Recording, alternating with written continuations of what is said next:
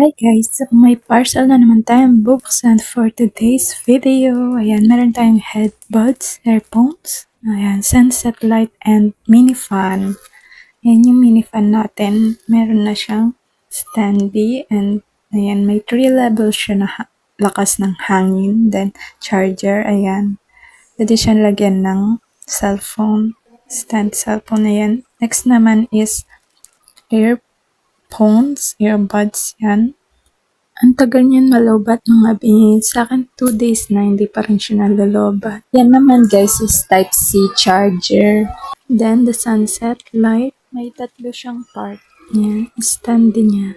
Then, lalagay natin yung pailaw niya. Meron yan 7 na filter. Plastic siya, ilalagay mo siya sa ano. So, mahaba din siya. Ang galing. Ang ganda. Ang ganda yung mga color. So, hintayin niyo yung part 2. Bye-bye!